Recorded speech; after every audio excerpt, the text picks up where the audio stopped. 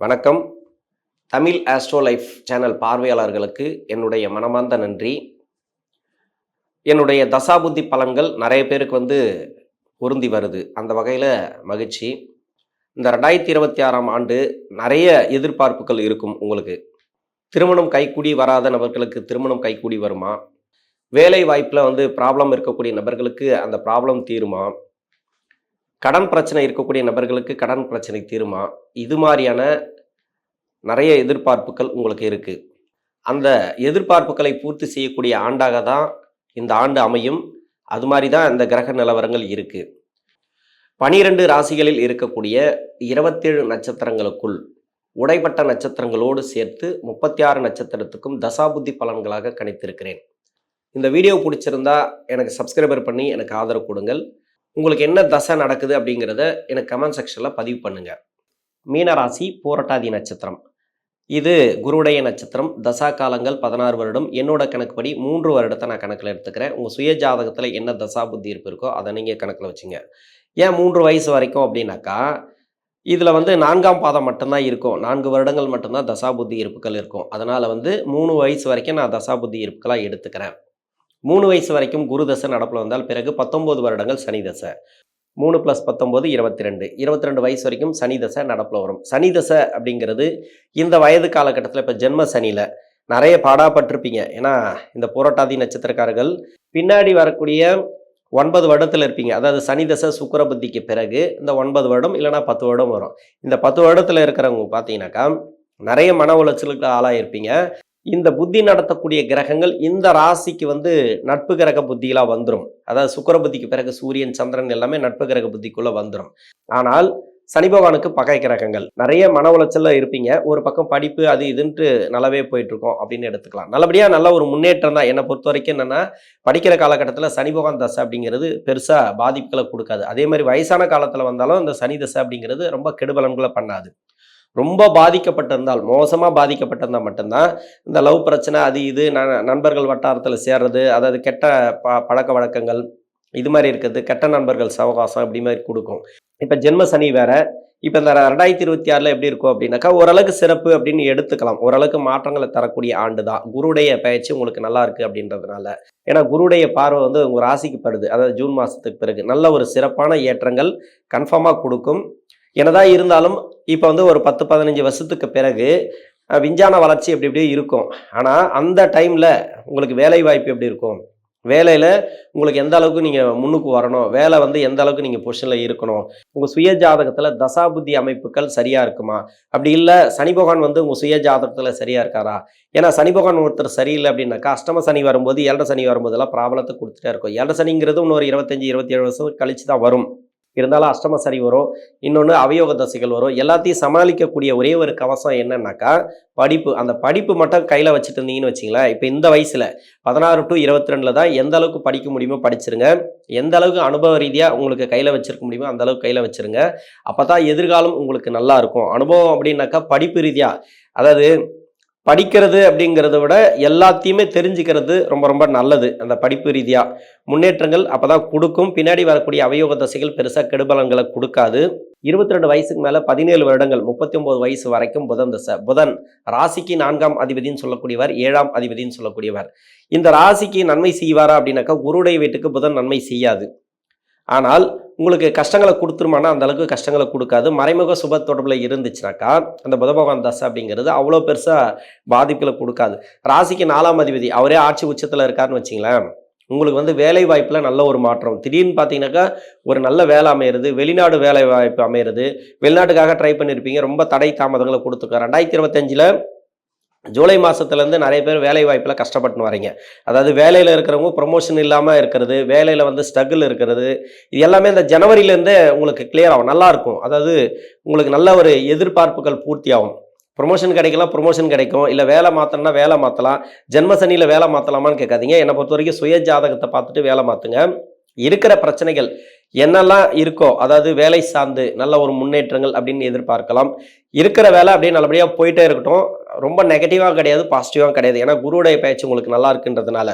திருமணத்துக்காக முயற்சி பண்ணக்கூடிய நபர்களுக்கு ஜென்ம சனியில வேண்டாம். இப்போதைக்கு திருமணம்லாம் நீங்கள் தள்ளி போகிறது நல்லது. யாராருக்கெல்லாம் திருமணம் நடக்கும் அப்படின்னாக்கா உங்கள் சுய ஜாதகத்தில் 10, 11 ஆகிய இடங்கள்ல சனி பகவான் இருந்தால், 3ஆம் இடத்துல 4ஆம் இடத்துல சனி பகவான் இருந்தால் அவங்களுக்கெல்லாம் வந்து இப்ப திருமணம் கூடி வந்துரும்.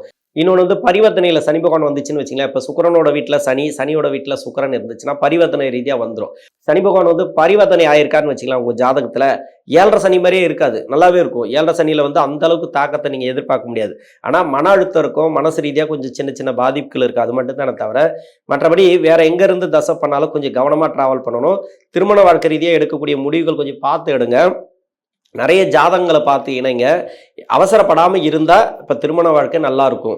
திருமணம் ஆகி போச்சு, திருமணத்தில் நிறைய பேர் நெருக்கடி கொடுத்துச்சுனாக்கா அந்த நெருக்கடிகள் இருக்காது, ஓரளவுக்கு நீங்கள் பேசி தீர்த்துக்கலாம்.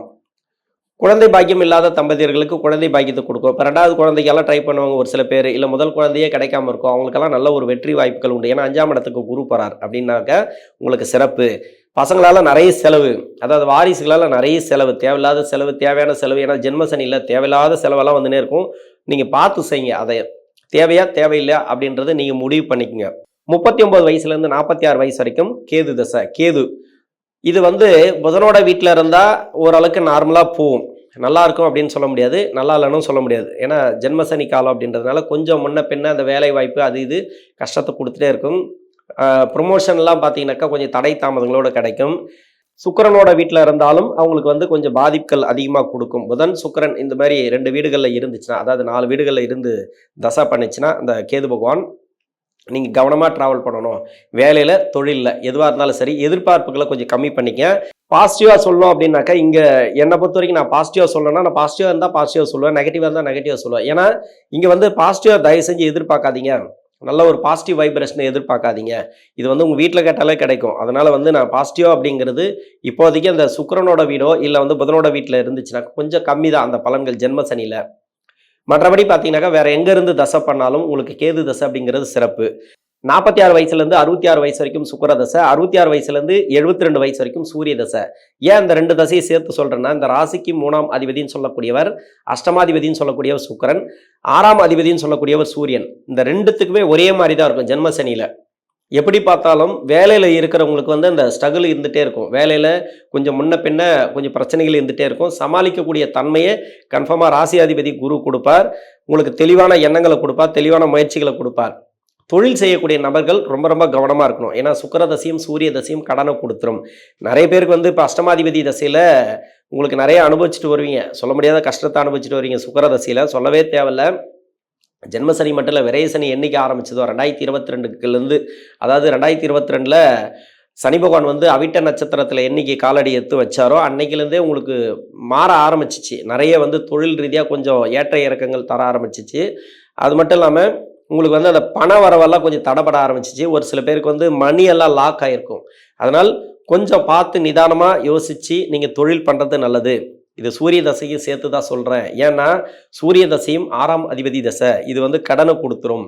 உங்கள் சுய ஜாதகத்தில் மறைமுக சுப தொடர்பில் இருந்தால், அதாவது லக்னத்துக்கு யோகராக இருந்தால் சிறப்பு. இதே ராசிக்கு அவயோகம் செய்யக்கூடிய இடம் தான் அது. 6ஆம் இடம் அப்படிங்கிறது மறைஸ்தானம்னாக்கா 2 பலனை கொடுக்கும். முதல் 3 வருஷம் ஒரு பலன், பின்னாடி 3 வருஷம் ஒரு பலன். ஆனால் 7.5 சனி ஃபுல்லாக வந்துச்சுனாக்கா, 7.5 சனி வந்துச்சுனாக்கா ஒன்றும் பண்ண முடியாது. ஏன்னா ஒரு கடனை கொடுத்துச்சுன்னா அதை கட்டி முடிக்கிறதுக்கு அந்த தசை ஃபுல்லாக போயிடும். அதுமாதிரி கடனும் கொடுத்துரும். யாருக்காவது கேரண்டி கையெழுத்து போடுவீங்க, அது கேரண்டியில் போய் மாட்டிப்பீங்க. அது மாதிரி இது மாதிரியே சுக்கிரதசையில் அது மாதிரி தான் தேவையில்லாத பிரச்சனைகளை சந்திக்கிறது, தேவையில்லாத நபர் வந்து வம்பிழுக்கிறது, இது மாதிரி கணவன் மனைவிக்குள்ள கருத்து வேறுபாடுகள், வேற தொடர்பு கொடுக்கறது, தப்பான ஒரு நபரை நம்பி குடும்பத்தில் வந்து சண்டை சச்சரவை ஏற்படுத்துறது, இல்லைனா இங்கேயே குடும்பத்திலே வந்து நிறைய குழப்பங்கள், சொந்த பந்தங்களால் குழப்பங்கள், இது மாதிரி நிறைய இந்த சுக்கிரதசையில் கொடுத்துட்டே இருக்கும். இந்த புரட்டாதி நட்சத்திரக்காரர்களை பொறுத்த வரைக்கும் என்னன்னாக்கா சுக்கிரதசையும் சூரிய தசையும் கொஞ்சம் பார்த்து கவனமாக ட்ராவல் பண்ணுறது நல்லது. இது தொழில் செய்யக்கூடிய நபர்கள் இப்போ ஏதாவது ஜென்ம சனியில் புத்தி நடத்தக்கூடிய கிரகங்கள் டேட் எதனா மாறுதுன்னு வச்சிங்களேன், ஒரு புத்தி நடத்தக்கூடிய கிரகம் மாறி இன்னொரு புத்தி நடத்தக்கூடிய கிரகங்கள் மாறிச்சுனாக்கா, ஸ்டார்ட் ஆச்சுனாக்கா ஏதாவது ஒரு மாற்றங்களை நீங்கள் எதிர்பார்க்கலாம். ஏன்னா நம்ம நெகட்டிவாக சொல்கிறோம் அப்படின்னாக்கா பாசிட்டிவாக நடக்கலாம், அது வாய்ப்பு இருக்குது. அதாவது பொருளாதார ரீதியாக ஏற்றத்தை கொடுக்கும். திடீர் பண வரவு, மணி லாக் ஆயிடுச்சுன்னா மணி வர்றதுக்கு, அது மாதிரி நல்ல ஒரு ஏற்றங்கள், திடீர்னு வந்து அதிர்ஷ்டங்கள் அடிக்கிறது, அது மாதிரிலாம் நடக்கிறதுக்கு வாய்ப்பு இருக்குது. இந்த சனி பகவான் அந்தளவுக்கு கொடுக்கும். 72 வயசுலேருந்து 82 வயசு வரைக்கும் சந்திர தசை, 82 வயசுலேருந்து 89 90 வயசு வரைக்கும் செவ்வாய் தசை. இந்த 2 தசைகளும் சிறப்பு. எப்படி இருந்தாலும் சரி, மருத்துவம் எடுத்துகிட்டு வரீங்களா உங்களுக்கு உடல்நலம் சரியாகும். அதாவது கடன் பிரச்சனை இருக்கா, அது தீர்வுக்கு வரும். மணி லாக் ஆகிருக்கா வரும், உங்களுக்கு திரும்பி உடனே பணம் வரும். ரொம்ப நாளாக வந்து நீங்கள் ஏன்னா ஈவி இறக்கப்பட்டுருவீங்க. சந்திர தசை செவ்வாய் தசைலாம் பார்த்தீங்கன்னாக்கா ஈவு இறக்கம் ரொம்ப வந்து அப்படியே மனசு தெளிவாக இருக்கும். நீங்கள் எவ்வளோதான் ஐஸ் வச்சாலும் அடங்கிடுவீங்க. சின்னதாக ஒரு ஐஸ் வச்சா கூட அடங்கிடுவீங்க. நீங்கள் எவ்வளோ கேட்டாலும் கொடுத்துருவீங்க.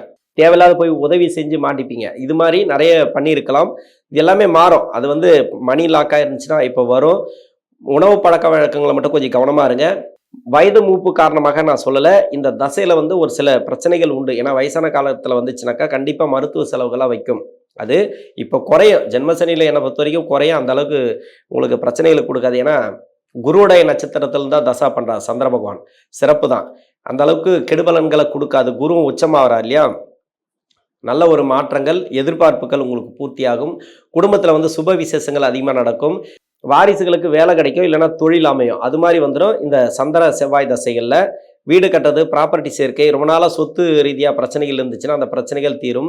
நல்ல ஒரு முன்னேற்றங்கள் இந்த பூரட்டாதி நட்சத்திரக்காரர்களுக்கு.